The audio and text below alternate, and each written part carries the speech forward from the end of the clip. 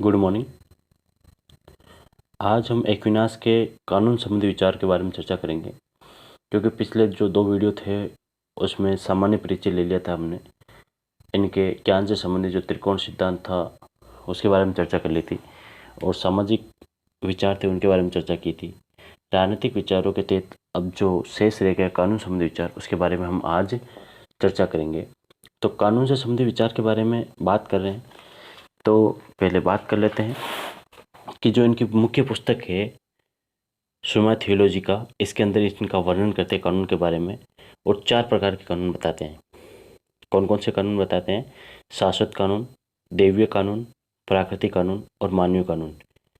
जो इनकी जो मुख्य पुस्तक है इसके अंदर इन कानून कितने रूप बता रहे हैं? 4 रूप। शाश्वत कानून, दैवीय कानून, प्राकृतिक कानून और मानवीय कानून। जो शाश्वत कानून होते हैं, जो प्रथम हम बात करेंगे शाश्वत कानून की। एक्विनास कहता है कि ये जो कानून होते हैं ये सृष्टि की उत्पत्ति और समाप्ति से संबंधित कानून होते हैं, कि सृष्टि की उत्पत्ति कैसे हुई है, इसकी समाप्ति कैसे होगी।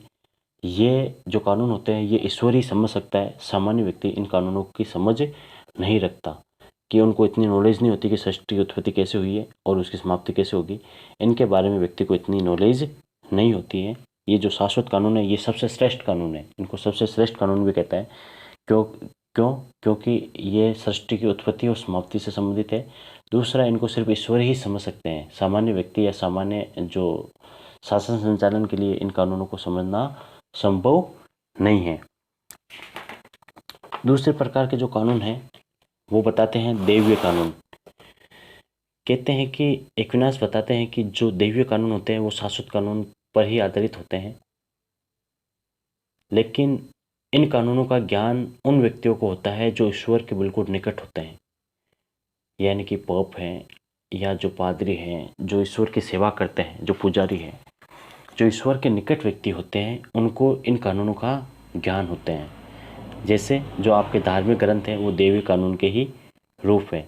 इन दैवीय कानूनों के माध्यम से ही राज्य को आदेश मिलते हैं, और राज्य इनके माध्यम से ही शासन के संचालन के लिए अपने नियम और नैतिकता का निर्माण करते हैं, आस्था का निर्माण होता है। तीसरे प्रकार के कानून की हम बात करते हैं, तो तीसरे प्रकार के कानून बताते हैं प्राकृतिक कानून।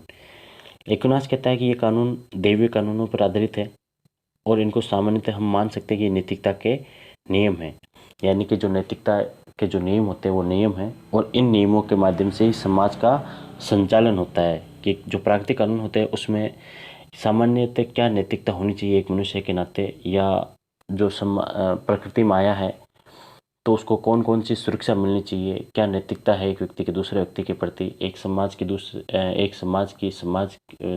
व्यक्ति के प्रति, व्यक्ति की समाज के प्रति, इनके बारे में ये चर्चा करते हैं। जो चौथा प्रकार बताते हैं मानवीय कानून। मानवीय कानून के बारे में बताते हैं कि जो मानवीय कानून है वो प्राकृतिक कानून पर आधारित होते हैं। प्राकृतिक कानून पर आधारित होते हैं, यानी कि जो शासन का संचालन करने वाला जो व्यक्ति होता है, जिस पे शासन का भार होता है, वो इन कानूनों का निर्माण करता है। लेकिन ये व्यक्ति के विवेक के या तर्क शक्ति के आधार पर निर्मित होते हैं। इनमें तार्किक ज्ञान का प्रयोग किया जाता है, यानी कि आप तर्क के आधार पर किसी भी कानून को मानते या नहीं मानते, उसको तार्किक आधार के आधार पर आप क्या करते हो, उनको लागू करते हो। क्योंकि जिसके ऊपर भार होता है राज्य का, जिसके ऊपर मानव प्रजा का भार होता है कि वो प्रजा की रक्षा करेगा, वो व्यक्ति क्या करता है, इस प्रकार के कानूनों का निर्माण करता है। और ये किस पे आधारित होते हैं? प्राकृतिक कानूनों पर आधारित होते हैं। इनको हम कह सकते हैं, इनकी जो सामान्य विशेषता है, 4-5 विशेषता है मानवीय कानूनों की। पहली जो विशेषता है कि ये प्राकृतिक कानून पर आधारित है, यानी कि नैतिकता के नियमों पर ही आधारित है कहीं ना कहीं। दूसरी विशेषता है कि ये सामान्य कानूनों पर आधारित है, कि जो सामान्य कानून बनाए जाते हैं एक राज्य के संचालन के लिए, कि एक व्यवस्था बनाए रखने के लिए जो कानून बनते हैं उस पर आधारित है। तीसरी इनकी जो विशेषता होती है विवेक पर आधारित है, मानव के विवेक पे या तर्क पर आधारित कानून होते हैं। जब ये कानून बनाए जाते हैं तो इनमें मानव का विवेक और तर्क का प्रयोग किया जाता है कि ये समाज के लिए उपयोगी है या नहीं है। जो चौथी विशेषता, जो मुख्य विशेषता इनकी, कि सकारात्मक कानून है। क्या है? ये सकारात्मक कानून है, क्योंकि ये शासक के आदेश है। क्या है? जो शासक है, उसके आदेश है, जो शासन का संचालन कर रहा है वो अपने आदेश जारी करता है, उसके माध्यम से इनका निर्माण होता है। इसलिए एक सकारात्मक कानून है और इनके उल्लंघन करने पे दंड भी मिलता है, क्योंकि ये बाध्यकारी होते हैं जिनको मानना जनता के लिए ज़रूरी होता है। यदि जनता इनको नहीं माने तो उन पे दंड का प्रावधान भी किया जाता है। तो अरस्तु ने 4 प्रकार के कानून बताए हैं। पहला शाश्वत कानून, सेकंड दैवीय कानून, थर्ड प्राकृतिक कानून, फोर्थ मानवीय कानून। इन सभी कानूनों में श्रेष्ठ कानून किनको बताते हैं? एक्विनास शाश्वत कानून को, क्योंकि वो व्यक्ति के समझ के परे हैं और जिनको ईश्वर ही समझ सकते हैं, क्योंकि वो दुनिया की या पृथ्वी की उत्पत्ति और समाप्ति से संबंधित कानून है। अब निष्कर्षतः हम बात करें तो जो 4 प्रकार के जो कानून बताते हैं, इसमें से जो मानवीय कानून है वो राजनीतिक विज्ञान की दृष्टि से उपयोगी है और उसका अध्ययन करने या उसका अध्ययन हम कर सकते हैं कि आज के संदर्भ में भी जो मानवीय कानून है जो एक्विनास ने बताए हैं उसी प्रकार के कानून होते हैं, क्योंकि उनमें विवेक पर आधारित कानूनों का निर्माण होता है। सकारात्मक कानून होते हैं क्योंकि जो शासन संचालन करता है वही उनको लागू करता है, इनके आदेश होते हैं और जो बाध्यकारी भी होते हैं।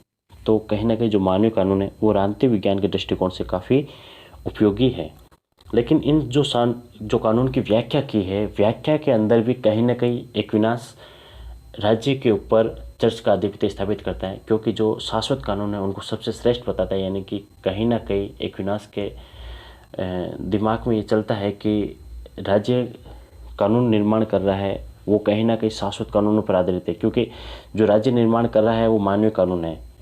मानवीय कानून प्राकृतिक कानूनों पर आधारित है, प्राकृतिक कानून दैवीय कानूनों पर आधारित है, दैवीय कानून शाश्वत कानूनों पर आधारित है।